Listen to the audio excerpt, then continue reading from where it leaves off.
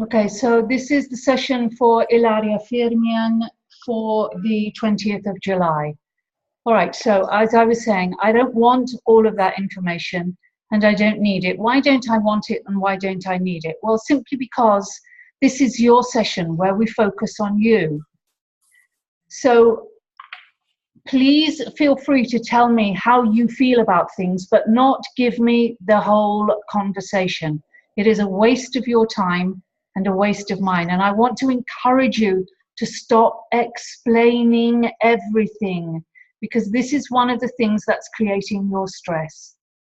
Mm-hmm. You feel that you need to give everybody all the information, but let us decide what information we need, okay? Mm-hmm. It's really good practice for you. And I think that what will happen to you is what one of my clients was telling me today. And she said, I asked her, what was the biggest win that she took away from the 6 months we've been working together? And she said, the thing that really bowled me over was how wonderful it is to be able to feel that I can say no to someone without having to explain why I'm saying no. She's like, I can't believe how light I feel, how free I feel, and how much happier I feel because of it. Okay, yeah, it's Okay. yeah. So I do not ever again want to see extracts of conversations from Gernot or your mum. Doesn't interest me. What interests me is you and your reaction to it. Mm-hmm. Okay? Yeah. Yeah. Good. Okay. Yeah, sometimes I find it it's difficult to explain the reaction to what. I can just say how I feel. Yes, that's all you need to say, and we can look at it deeper in the session, okay?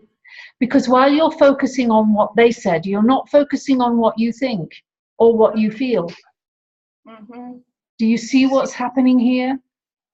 Focusing on what they say does not allow you to focus on what you feel, what you think. No, this I don't understand, because it's in the end it's what they say that makes me feel or react in a certain way. No? Well, actually, it doesn't. But you're just going to have to accept that from me for the moment, because over time you'll learn to see the truth of that. Okay. So my feeling is that if you don't start trying to focus on you, you'll never do it. So while you're with me, I want to really get tough with you and encourage you to focus on what you feel. So from now on, my love, I'm banning you from giving me extracts of conversation from Gernot and from your mum. Don't want them, don't need them. I really don't need them. I want to know what you feel about it. And it's, your comment is well made, that sometimes we don't know what we feel about it. Well, let's start from there, because otherwise what happens with you is that you go round into, they said this and that made me feel that. That's not helping you. Okay. It's a habit from your psychology, your Jungian therapies, and your cognitive psychotherapy. And actually, at this stage, it doesn't help. But what you say, that I will learn and see the truth in the sense that it's not. That what I feel doesn't really depend on what they say or what Yes. they do. Yes. Absolutely. It doesn't really depend on what they say. And this is something that most of us have enormous difficulty with. Yeah, and we struggle with it and we struggle with it and we don't understand it. And then suddenly, one day we wake up and go, I've got it. And it's no longer a problem. We absolutely get it. There seems to be no middle point where I think I've got it. Oh, no, I haven't. It is either we're struggling with it or we're, oh, of course. Of course, why would we want to do anything else? Okay, yeah, no, yeah, I'm totally open to the idea, but it's still that now it doesn't, I don't get it. Yeah. That's perfectly fine. Don't worry about not getting it yet. That's why I asked. I will keep nudging you in the right direction, okay, until you do get it. Okay. Okay. Okay. I did this on my own, so it took me years to get this one. But I was always open to, okay, just because I can't prove it doesn't mean to say I don't have to believe it. I can't believe it because actually I see it in my friends. I see how much lighter they are and how much happier they are because of this. Yeah. No, okay, yeah. Okay, and one of the reasons I can tell you straight away is because we explain what we think the other person needs to know, which may well not be what the other person needs to know at all. And when we don't give them what they need to know, then we create problems in the relationship. Mm-hmm. Because the other person starts to think, why are they telling me this? What do they want? Leave it to the other person to tell you.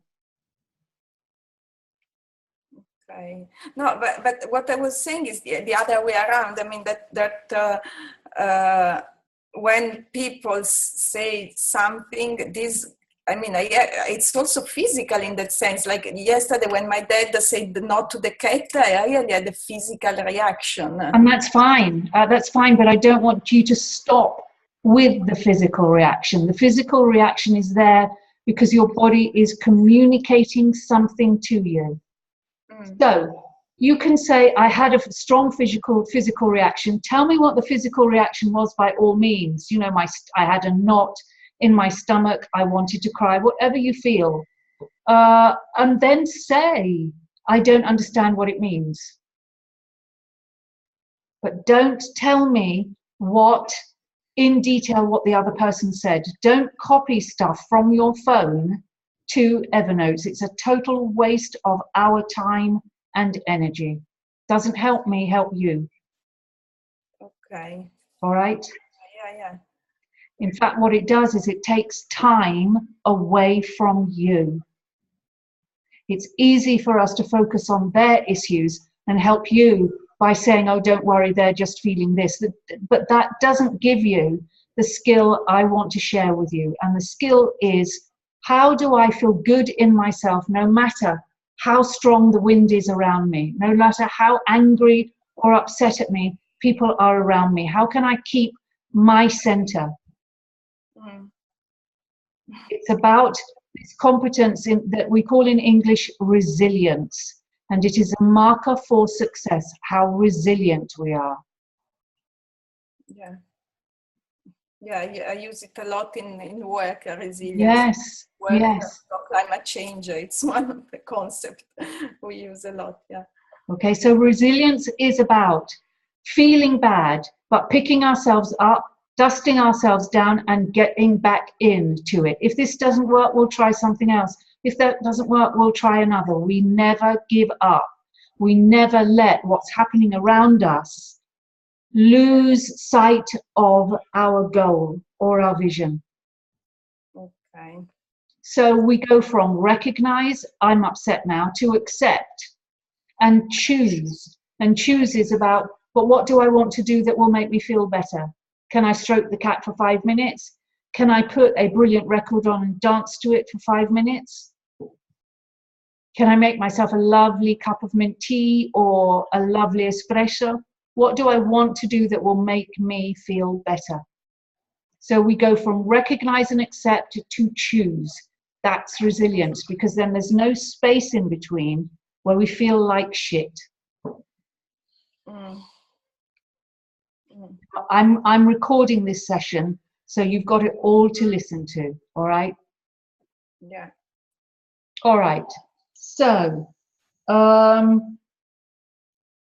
so you came back from your dad's this week. You came back from Lake Garda this week. Last week, actually. Last Tuesday, yeah. Okay. And you're going back next week because he has some checkups to do and some exams. Yeah, I'm Okay. going tomorrow, and he has we have a visit with the oncologist and another one for the angiologo next week. Okay. All right. So what are you going to do with the cat? But today, this morning, I called him. I called my dad, and said quite peacefully, but because yesterday I almost hung the phone on his nose. I was very upset, and then this morning I called and talked more clearly, saying that I took it badly. The fact that he said no, because. To me, it felt like I was asking for a favor, which I did not feel like asking for the moon, was because he doesn't have to do anything basically. And I also spoke to the cleaning lady if she can take care of, of putting the food and the water. And he just needs to leave a window open, and he can, of course, leave and go away if he wants to go away, because the cat would be alone in Rome as much as he would be alone on the Garda Lake, just that the Garda Lake is a better place to be for him. And I told him, so I took it badly because it felt like just a no for once that I asked for something. Okay. And then and they said, but please tell me if there is a specific reason, because it was not clear to me. Good. And then because yesterday say something about responsibilities, and they say you are not responsible for the cat. The cat is my cat. If he gets lost, if he disappears, I will deal with Tito and tell him that the cat has disappeared. But it's not your responsibility. But tell me if there is something else. And then he was not able to tell me something. He was not really able to say, this is what bothers me. And he said, well, no, it's okay, then let's not discuss, bring the cat. So, Okay, so how do you feel about that conversation? I felt very good about the not accepting it. And trying to question the thing. I felt good about going back to him and say, listen, I don't understand. This is something, and also expressing the fact that it hurted me in a sense where I did not say what I would say to friends, like it feels that I do a lot of things and I don't get anything. I always feel like giving and not receiving. But I said that it felt to me like I was asking for a small thing and for no reason. You've said that. So let's move you on, my love. Okay, so you felt good about being not just leaving it there and being able to come back to him and say things. Yeah. But how did you feel at his let's not talk about it? Well, initially guilty. I felt bad because I felt in the opposite situation, like I was pushing him. Good. I felt bad about I'm pushing him. And at the same time, I also thought he must have realized that it was really a nonsense to say no to such a request. So I also stopped insisting. But how did you feel about it? You felt guilty, but when you realized that maybe he realized that it was a mistake, that he was making a big thing out of nothing, how did you feel about that? Well, good for having done that, for having taken the initiative to call him back. Well done. You did very well. Okay. So you don't have to go back immediately. So long as you do go back within a reasonable arc of time and you're calm and you're clear, and you were, so well done. So are you going to take the cat down with you when you go? Yeah, I'm going to bring the cat, and then I'm still giving me a margin of, this week, if things do not go well or if there is something wrong, I can always bring the cat back. Okay, all right. And how has work been to all of this time off you're taking? Sorry, I was... How has work been? Have they said anything about you taking time off? Do they understand? Are they upset with you? No, I think they understood. Now I report officially to a Canadian guy who is a bit like up in the air, but nice person. I explained to him the situation of my parents and basically asked this week to take also leave next week, and it was fine. I found it, the environment less bad than I thought. Then, of course, the pile of work is there. But yes, but that's nothing to do with their reactions, which you were really building up into. They'll be terrible, they'll sack me, they'll be really angry with me, and none of that happened. That's true. So that's worth remembering, that when you get these fears, they often don't happen. They're not based on truth. Yeah. Okay, Yeah. this is the truth, that you came back, you told your new boss, you asked for more time off, and he said yes. Go do what you need to do. Yeah. Yeah, that's right? true. So this experience is something that you use the next time your thoughts go into a nosedive with, they're going to sack me, I'm taking too much time off work. Okay, you use this experience to remind yourself, but they didn't last time, so why should they this time? Yeah. Okay. Yeah. And I think even further, I learned about we were discussing the fact of the priority exercise, and I'm really trying to lose a bit less time on things that are a bit less necessary at work. Very good. If someone send comments on a paper, I think, why should I also send those comments? It's not a priority. Of course, sometimes I can do that, but I mean, in this moment, with all the things I have on my plate, even if I don't, this is not going to change the world. Brilliant. Well done. And I'm trying to do that. I'm just trying to do the priority things. Okay. So when you go, are you going to take work with you? Are you going to be available for work? Ideally not. That this is why I took a full leave, annual leave, no teleworking. Okay. I still, I know I have a Skype call on Tuesday because it was set up with people elsewhere, and I said I will do that. But the plan is really try not to work. Maybe I know that a bit I will, because tomorrow I will not be able to finish things, but the plan is not work. I really think I need to rest. I feel very, very tired. And how is your health? No, the shingles or whatever I had, it's gone and it's okay. But I have,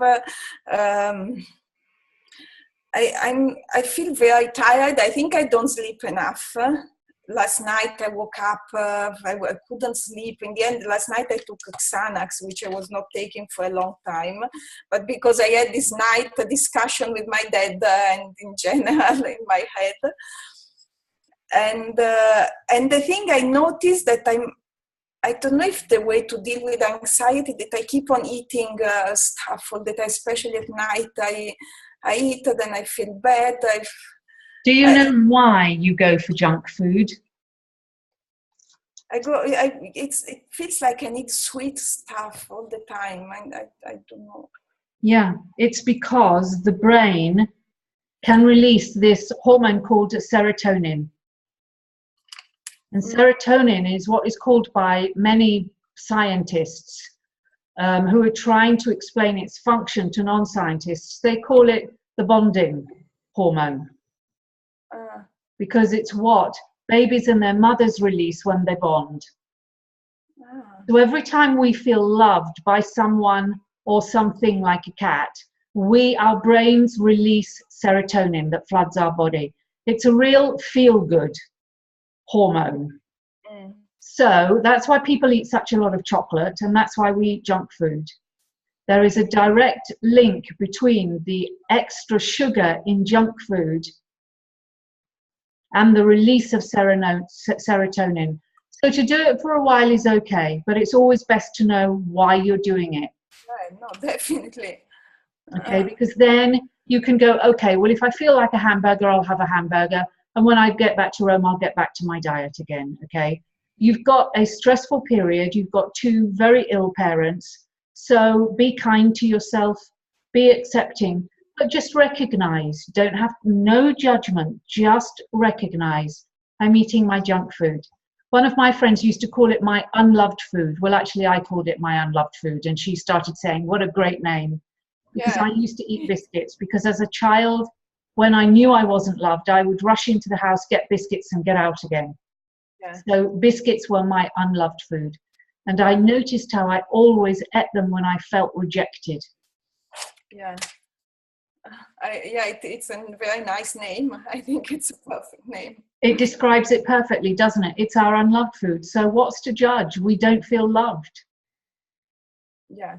Okay. Whether it's because our dads has said no to a very simple request that we've made, or whatever, it doesn't matter. It's simply unloved food. Okay.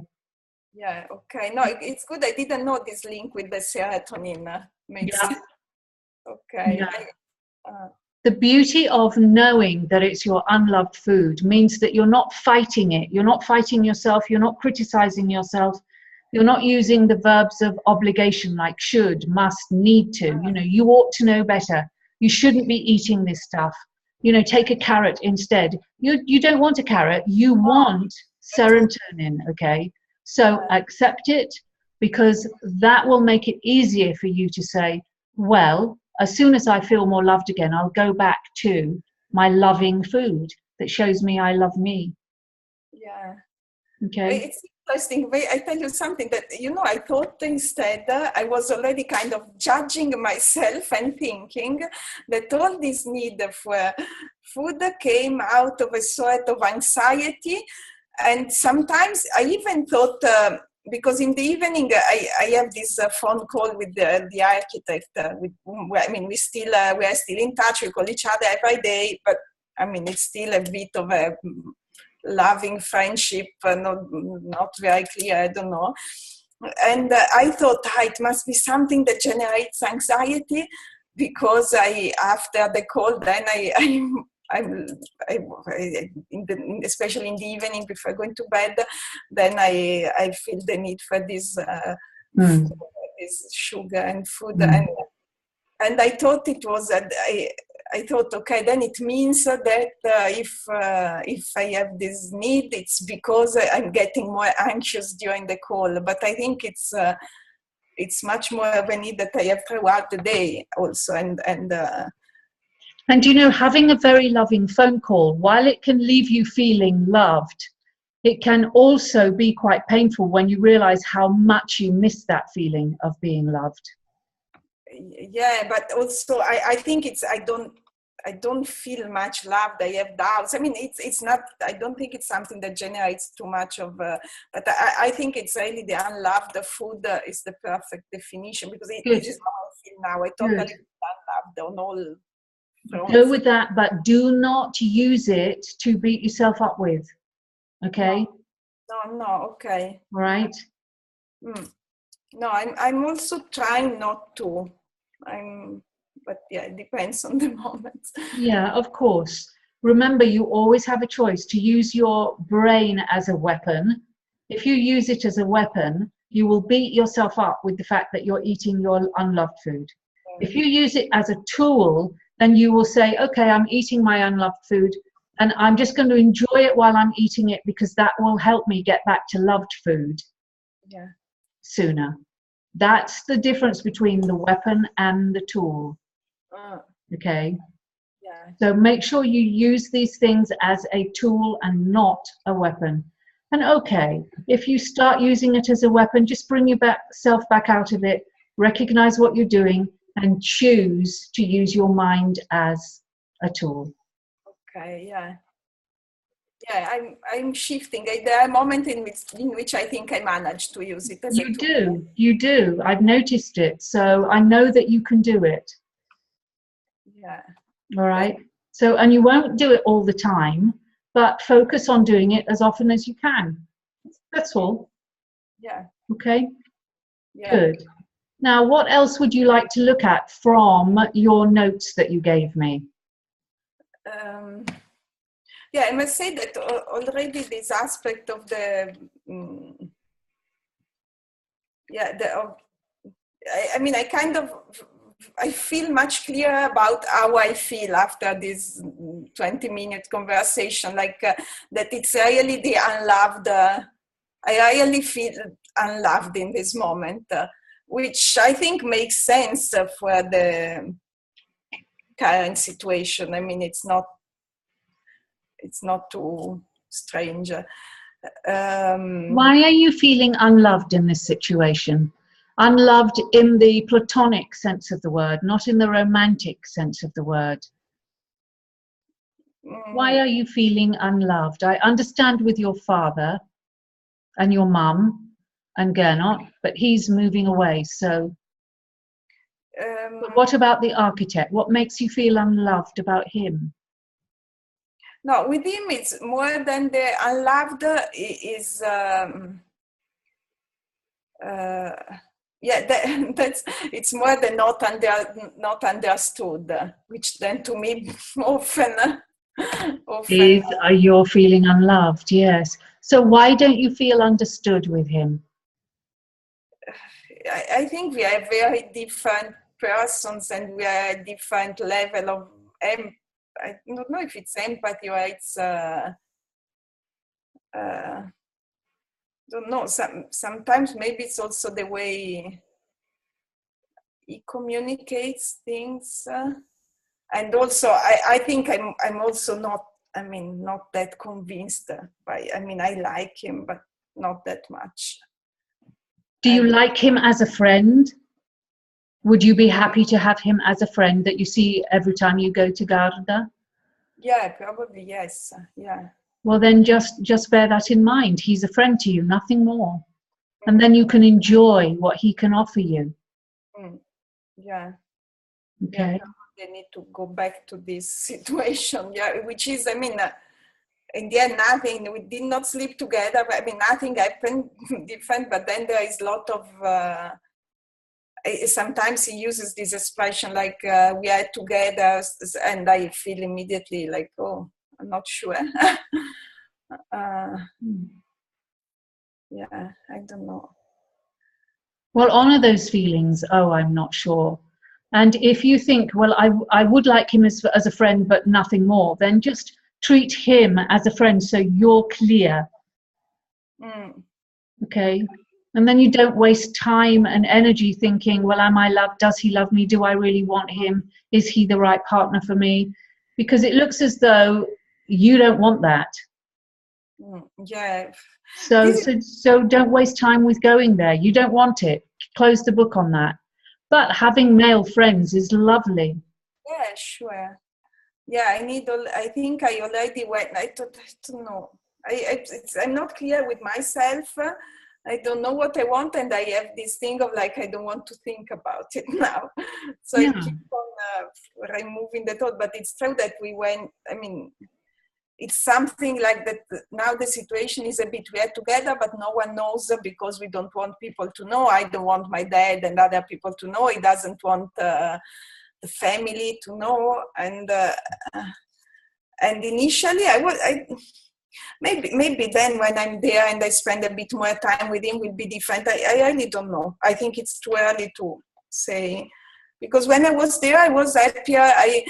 He suggested to go sailing a few days before in his boat with Tito, and then get to Sicily to meet my other friends. Mm-hmm. And I was quite keen, and now I'm no longer. So I even managed to change all the dates with Tito and his father. And now I feel like, no, it's too complex. It's not worth it. But I did not say it to him yet. And I don't know if the change came only because these days I'm tired and I see everything black, or because something has changed. Okay, well, I'd like to say that you don't seem to me to be seeing everything black, because I've seen you when you see everything black. And you just drown in a sea of it's all terrible. And you're not drowning in a sea of it's all terrible at the moment. So for me, you're not seeing things all black at all. I see a big improvement in your ability to stay centered when everybody around you is pushing you and pulling you and wanting bits of you. So I think you're doing incredibly well. Yeah. Can you see that for yourself, or are you not there yet? Do you tend more towards, no, I'm seeing everything as black?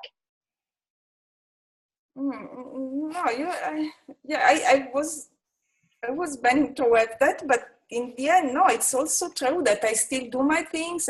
I'm still coping with the situation. You are more than coping. You are doing things that you could not have done 3 or 6 months ago. You phoned your dad back and said, let's talk about this. Yeah. You know, because if it was that, well, so you shared what you felt with him. Yeah. You could not have done that a while ago. Yeah, that's true. So you're doing more than coping. Yeah, and also I don't have this desperate crisis of, I cry for a night. No. And you've been ill. Your dad had a serious diagnosis. Your mum is playing up. Gernot's just being Gernot. You've got all of that, plus Tito's with his dad. And you are still managing to say, that doesn't feel right to me. I want to go back to my dad and talk to him about this. I don't like the way we left it. Now that says that your emotional intelligence is growing. You're having a un sano egoismo. Yeah. You're setting boundaries that say, that doesn't feel right for me. I want to say something about it. So how could you use this sano egoismo with the architect? Yeah.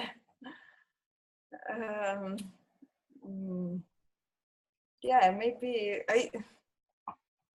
I think he's someone with whom one can talk quite openly. So I yesterday already at some point I said something like, let's give each other time, something like that.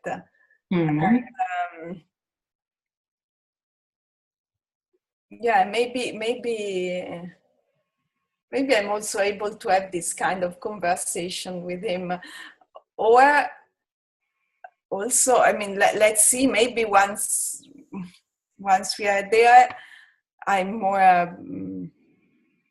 I don't know, maybe I get a bit more enthusiastic about doing things with him and his kids, and I don't know. It's... Don't worry about what you don't know, but let's work on what you do know. And what you do know from what you've told me is this, that you don't feel right when he says we're together and let's not tell my family. Let's keep it between us. Because you've just told me that you can see him as a friend, but you don't want him as anything else. It sounds as though he thinks that there's something else between you. Yeah, but because we have been kissing each other the whole week, seeing each other in the evening. Yeah, we've said all of this. So let's move you forward into sano egoismo. So the old Ilaria would have let him just say that and do what he wanted, even if it didn't feel right for her. Now Ilaria is changing. So how can you use some sano egoismo to let him know that you're not thinking the same things as he is? Because if it's a friendship for you and nothing more, then why hide it from anybody? You've got nothing to hide. No, but we're not hiding the friendship. We're hiding the other part. Friendship is open and it's fine. And probably this is what sometimes I feel like telling him, that let's keep it as it is for everyone. It's the same. And what's stopping you? yeah, just I did not have the opportunity. I don't know, also because I did not find myself in any situation in these days that was difficult for that. We just have chat in the evening. We don't have a love conversation. We just talk. I mean, we have a very friendly conversation. So That's great. But you know, the best time to approach difficult or delicate subjects where there is an agreement, where there is no agreement between you, is when you're both having a nice conversation and you're nice and relaxed. Not when you're tense because you're mentioning the L word and one feels it and the other one doesn't. Okay. I don't want to push you. It's not appropriate for me to do that. I want you to find your own time when to do it. But I would like to see you expressing what you feel about this and not accepting just what he says. okay. Do it in your own way, but remember that often the easiest and most effective time to raise delicate topics are when you are both relaxed. Yeah. Okay, because then you're both more open to discussing. If he's focused on love and he's talking to you about love and you suddenly say, well, actually, let's keep it as it is, I'm happy with the friendship, he's got to make a very quick shift in his thinking, which he will find very difficult to make. And it's going to have an adverse effect on the discussion that you have. I see, yeah. Okay? Yeah. So take that into account when you decide when and how to talk to him. Okay. Yeah. And also, I know exactly what you mean when you said, oh God, it's getting too complicated. You've got a lot going on at the moment. But sometimes we can be very happily surprised when we let ourselves do something. Because we think, I'm really glad I went, I'm really enjoying this day. And it works out beautifully. So just keep your options open and see how it feels when you're actually back on Lake Garda again and you're with him and you're talking about it. Decide then. Okay? Yeah. No, exactly. This is something because this is something, it feels like I need more time to know what I want. Perfect. Perfect. Well, then give yourself that time. It's a very wise thing, particularly at the moment when you've got so many difficult things going on around you. Yeah. Yeah. Yeah, maybe this is also something I could say, that just I need more time to know what, Yeah. what Yes, why not? If it comes to you, say it. If it feels right for you to say it, say it. Yeah, maybe. In the end, it's it's a bit how I feel. And needing more time is your demonstrating sano egoismo. Yeah. Yeah. Doesn't have to be anything complicated. It can be just, I need more time. Yeah, and maybe, I mean, you're right that maybe doing things in that time is nice. Already, now we were talking just before when I was out of the office, and they repaired l'albero della barca. So we saying, because yes, on Saturday we can go sailing with Tito, and I mean, I'm happy to think about being sailing on Saturday on the lake. It would be fantastic. I'm very envious. Yeah. No. Yeah.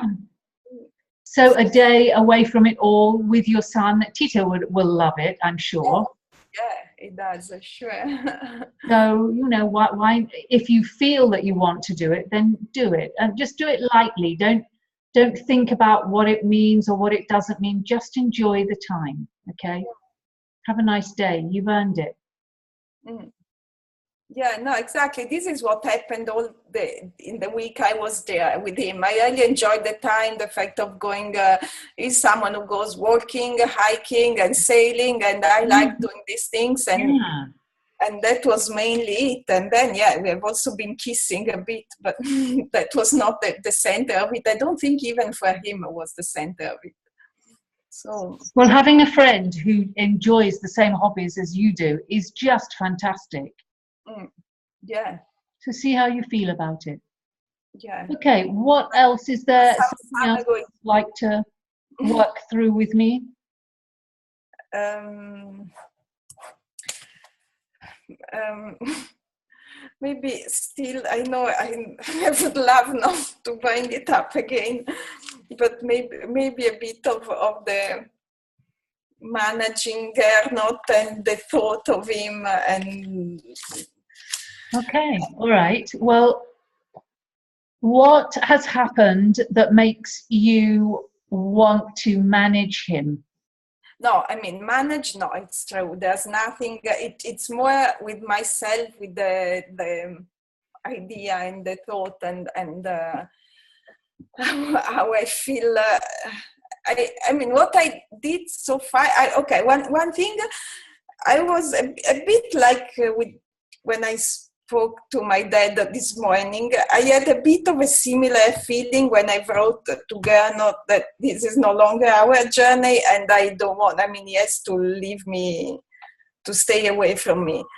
I felt like I did the right thing and I probably did it clearly because he never called and never wrote again. So I was on one, I mean, I was proud of myself. I was happy of having been able to do that. But of course, I also have moments of total missing him and thinking about how, how intense was my feeling and so on. And on that, I try to accept it, like the junk food in a sense. I try to say, okay, this is normal. I mean, I can't, I don't think I can have very high expectation that I don't think about him from one day to the other. Okay, all right. So let me ask you this. Yeah. In a romantic relationship, let's say with Gernot, how much time, what percentage of the time you spent with him did you spend feeling intense emotions? What percentage, roughly? Intense, I think almost 90%, but the problem was that maybe 80% of that 90 was negative, intense feeling. Okay, all right. So what would you prefer? Would you prefer a relationship where you have only 10% intense feelings and the rest is a feeling of companionship, a feeling of safety, a feeling of acceptance? What would you prefer? Yeah, it's I don't know. Rationally, I say I so much more prefer the companionship and the safety, but it's still that I really miss the emotions. Do you, so when you say I really miss the emotions, do you mean the ones of pain and hurt and anger and resentment as well as the intense love? No, only the intense love. Yeah. But that having 90% of your time spent knowing that the man who is your partner gets you, respects you, supports you, and having 10% or 5% of really powerfully passionate emotions, what would that be like? Yeah, no, that definitely much better than it was with Gernot. Because I sometimes think that you lump together powerful emotions, whether they're good or bad. You just want the power of the emotion. And that's part of one of the preparation archetypes, it's their woundedness. They don't feel loved unless there's a really powerful emotion, whether it's of hate or of love, it doesn't matter. It's the power that counts. So I'm just trying to work out where you are with this. And yes, we all want to feel deeply in love at times. We all want to rip our partner's clothes off and just please, I can't wait another minute. But we live with this person day in and day out. Maybe not day in and day out because they go to work in other places. One of my partners had to work in other countries. I was working in other countries. So life gets in the way. But what really matters over time is the feeling of being accepted, having a shared past and a shared future, and knowing that you can be honest with your partner and he or she will accept your honesty and work with you and give you back the gift of their honesty respectfully. Yeah. That's what really matters. So the reason I'm asking you is where you are on that continuum of how much you need the passion in order to feel loved. I think I'm still pretty much yeah. It's true that has been some. I mean, it's been all like that all my life, and maybe just now in this moment I start giving more value to companionship, presence, and support, and these aspects. But still, yeah, I think I've always been totally on the power part, including probably the bed. Okay, let's take a look at that. When you were a child, did your parents show any passion for each other? I don't have any anger memory. Or in the form of... I don't have any memory of my parents together. Any. I was too small. Okay, all right. The adults around you, the married or the partnered adults, how did you understand that they loved each other?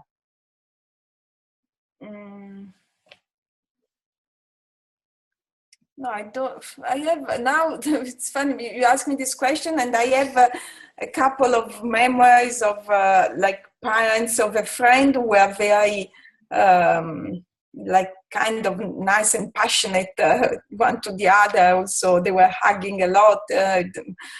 But in general, no, I don't think I have. In general, I don't have many. All right, so when you saw this couple hugging a lot, how did you feel?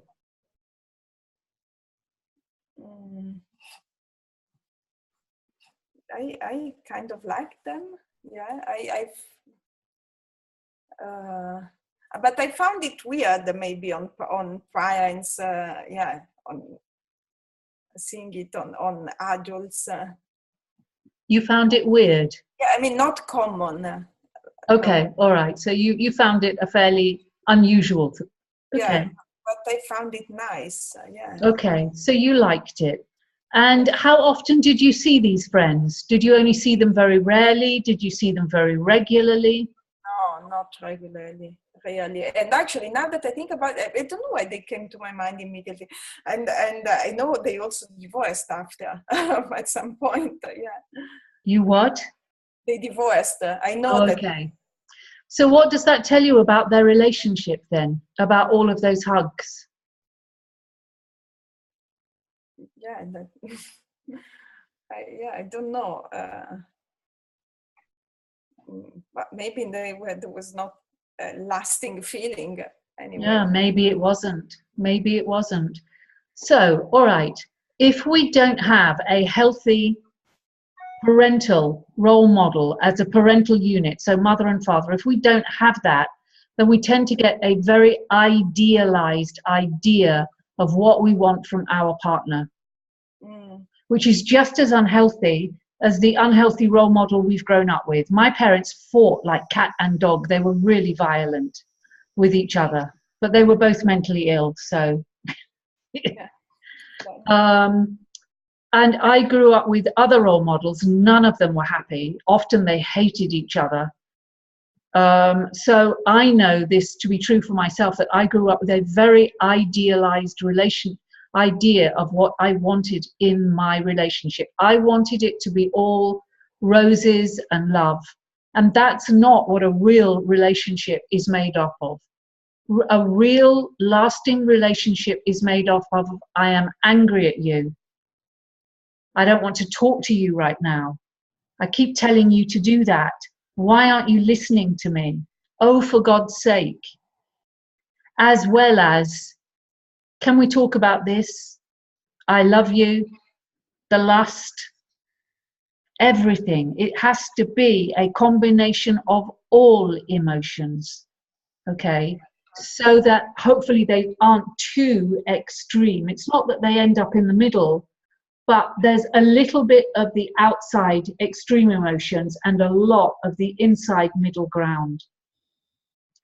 So when you say, and this isn't the first time you've told me this, that you're feeling that you're valuing more the sense of a companion and the everyday things, that you now think that you value that more than the big emotions.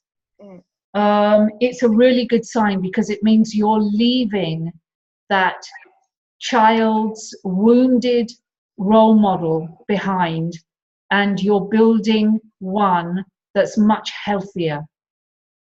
Yeah. I see that I still think I struggle to leave that model. That's okay. That's okay. As always, if you're struggling, recognize that you're struggling and accept it, okay? Because then you can move on from it much more quickly. Yeah. There is never any need for you to criticize yourself. Okay. Yeah. Never. No, okay. It's in a sense, this is also what vis-a-vis the architect, it's something that it's a bit there. I'm also there thinking, is there, he helps me with my dad, is nice to me, he has, like one day when we were at the lake, I told him I go swimming, and then it was like it was in the morning, like late morning, and then he was supposed to come and pick me at 3 p.m. to drive me back to Verona to the train. And so we said, okay, we see each other, you come and pick me at 3.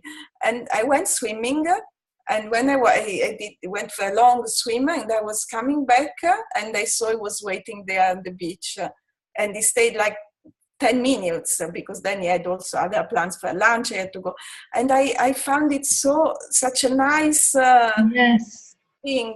I was like, in that moment when I saw him, I was so happy to see him there, like just to think about this nice surprise. And then we were there, and I felt a lot like kissing him. It's like in the end I had I don't know, I felt like that there is also sort of linkage between the physical attraction and feeling like I receive something nice. There is a huge connection between it, particularly for women. I know that I don't fall in love at first sight. I take months, because I need to get to know the person and like them. And when I like them, they can be the ugliest person in the world, but I will find them sexy because I like what's inside of them. It's huge for us. Enjoy it. Enjoy it. Yeah, no, and that's why, but it's kind of new to me. It's like I'm so much more used to these troubles and fight, and it like in 8-year relationship with Philippe, the moment in which we stopped fighting heavily, but really, I mean, not physically, not much physically, but almost. The moment in which we stopped that, the physical attraction completely stopped, and we stopped sleeping with each other. And I think I've always been functioning a bit that way. Yeah, and it's not at all healthy. No, I'm sure. It's really not. It's not something that creates long-term happiness.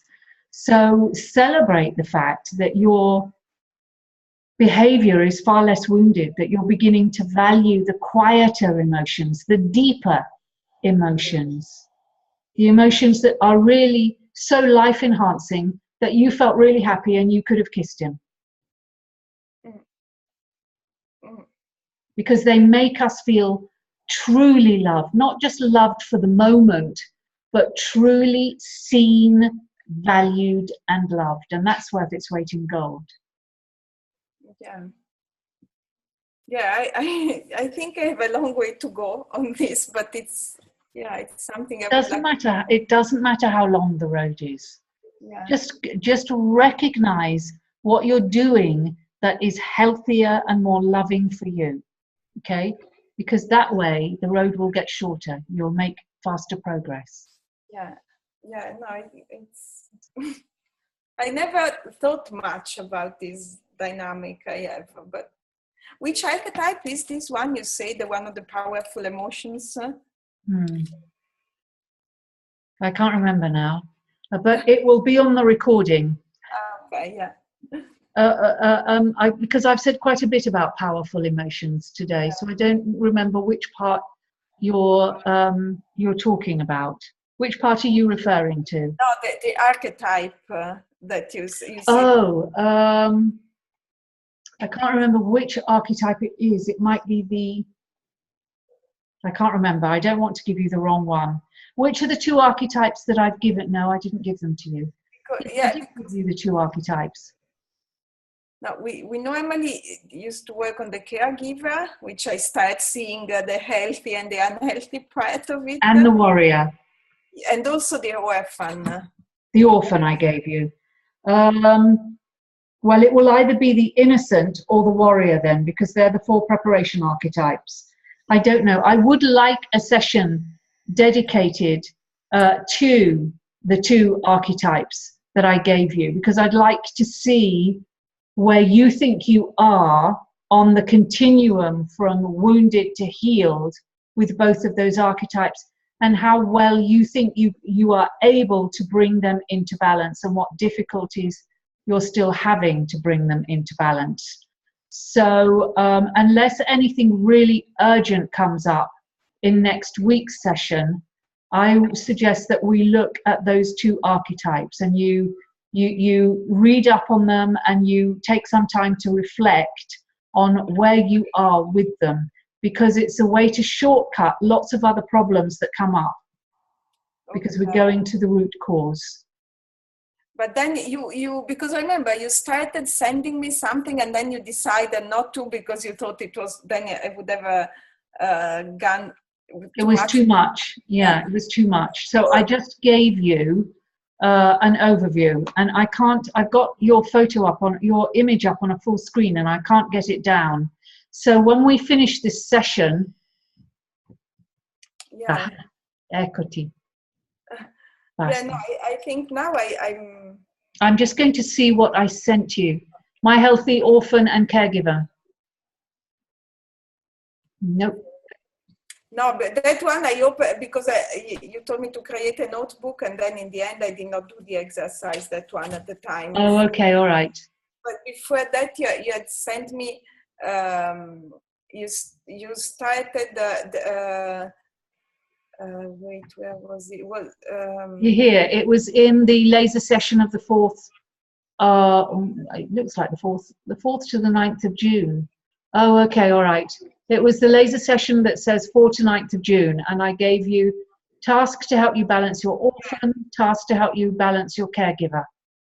Yeah, and then it was I think on the 9th of June. Then there was I told you sent a note on caregiver and orphan, but it's incomplete. And you told me, yes, I decided not to give it to you, but then probably it synchronized a bit of it. That's why I thought it was incomplete. And then you deleted the document. Yes, I did. I might send you, in preparation for our next session, the notes that I've been developing for a course. So I'll send you the orphan and the caregiver. Okay. No, I'm going to do it differently. I'm going to send you. No, I'll do orphan and caregiver. Oh dear. But these are the four, also with the warrior and the innocent, they are all the four. Yes, but they work in pairs. So usually what you do is you balance the realism and the trust and sense of community that you develop as the healed orphan with the naive innocence, but which is with the naive trust of the warrior, of the innocent. So you balance two opposing, you balance two opposites. The innocent, whatever you throw at it, will trust unless it really, really is very, very wounded and then it will become a serious victim. The orphan soul is that no one, that it can trust no one. And as it heals, it uses its very highly developed sense of realism to say, well, actually, I can trust people because they're just as wounded as I am. So we have things in common, and we build communities through, and healing communities through sharing our woundedness. And so my experience tells me that I can trust this person because I know who they are, I know what they're like, and I know that when I need, they give it to me. So their trust is based on realism. The innocence trust until they've done quite a lot of work is based on just pure naivety. So they trust people even when they shouldn't. Okay. So the shorthand is the orphan doesn't trust people that they can until they heal. The innocent trusts people that they shouldn't until they heal. Okay, I see. That's the in fact, I really like that. I've never been able to get such a concise description of two of them. And then once you get through that stage, because those two opposites are balanced, then you go up to the next development stage in archetypal psychology, which is where you work with the caregiver who, until they're really healed, starts looking after everybody indiscriminately, whether they want it or need it or not. And the warrior who, until they're really healed, don't know who to fight for or what to fight for, and everything is a win-lose situation. And I've got to win as the warrior because everything else is unacceptable. Yeah, okay. Okay, so I'm working a bit slowly at the moment on the course, so I'm not making the progress that I was making earlier. I will, maybe we will leave this for another session, and I will send you the sections when I've got both the innocent and the orphan done. I've got the orphan, but I haven't got the innocent done. Mm-hmm. Okay. Okay. Yeah. So we'll do that later.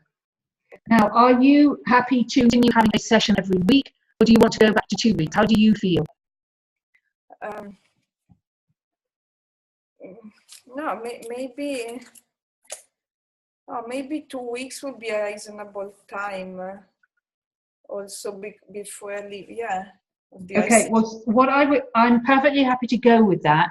What I would like to say is leave yourself open. If you go down to Lake Garda and you find that things get difficult, don't try and slog it out yourself. No, okay. Say, I need a session with you. Okay, yeah. All right?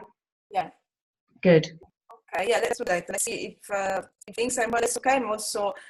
I also like to have this session at home alone. Yes, of course, of course. And it is easier for us because it means I can record it and it doesn't involve me in a whole load of work to try and record and then convert it and then put it onto another piece of software to upload it so that you can download it. It's easier for me to stay on Zoom because it does it all automatically, which is a huge bonus for me. Yeah. Okay.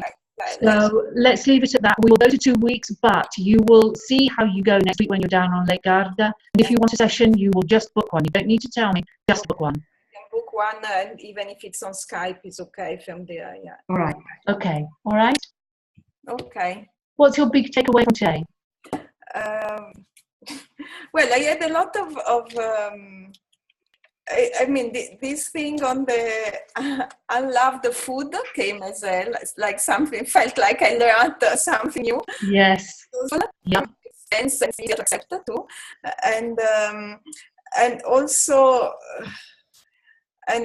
going, yeah, I would really like to have the discussion on the archetypes because it helps, it helps get, I mean, I have more clarity around this concept, but this thing of the powerful emotions and this maybe unhealthy concept of love, or idea of this idealized idea, which is probably, I mean, very wrong.